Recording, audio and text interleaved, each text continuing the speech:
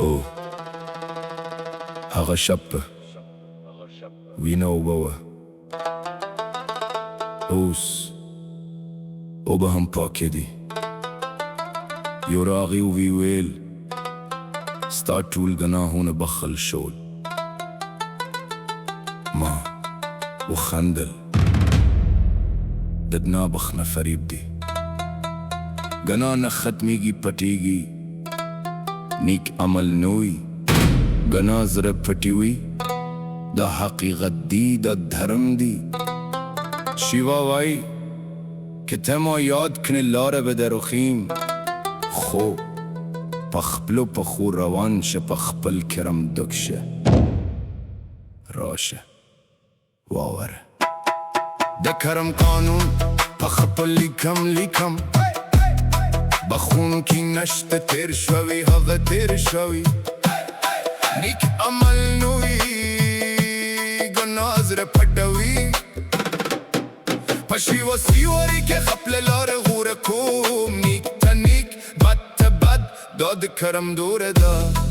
روی وخل شوی وای دروغ جن سترگی خکاره کوی.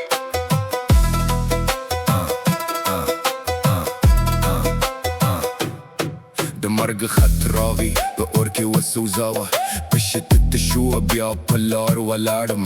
هغه ځان زوړ مړیو په سا کې پروت، خدای هیر که خپل ځان، خدای ګړم ناست خپل سر کې پروت. د بوتلونو غوندې پریوي د شپې، تور ورین سامه تنګه کړ زړه مې ونیول شو. په هټوکو کې ژوند رید، ما پوښتل زه څوک یم، نو غم مې مات شو. بیا یو ورځ په غوسه کې څوک راغی، هغه ریکې چې په زار کې ترلي وي ټول پر اکرم. شیوا وی زه ستا سفر یم، چې قدم ستا کلک وي نو ته زما زوی یم.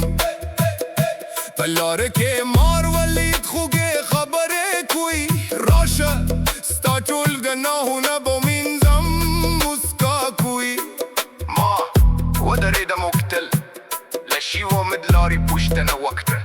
شیوا ویل دا فریب دی، له کرم پرته خلاصون نشته، لاره شه وري. بخونکي نشته، ختمونکي نشته، نیک عمل نوی. د کرم قانون په خپل لیکم بخونکي نشته، تیر شوی هغه تیر شوی. نیک عمل نوی، ګناه زړه پټوي. په شیوا سیوري کې خپل لاره غوره کوم، نیک ته نیک بد ته بد، دا د کرم دوره ده. ټول بخښل شوي وایي دروغجن سترګې ښکارې کوي. دا داستان د لویدیځ پښتون د کندهار و هرات، د رباب غږ د سنت سیند غوندې روان. په زړه کې پوښتنه په شګه کې د پښو نشه، یو مري خپل ځان له تندې څخه کشته یم. د کرم میوه خوږه کله چې تقدیر له تلې راکښته شي، یو وایي خلاص شوی ستا له سر مې کشته کړه. زه وایم دروغ وایي ستا سوداګري ارزانه ده. د کرم دفتر څوک نشي ختمولای، د ونه سیوري لري ښه پرته نشي ولار. نیک تخم په ځمکه کې کینو، زړه ښارونه په خپله ختمې دي، زور نه اچو. دا د شیوا فرمان دی، په قلم لیکل شوی. کرم وکړه او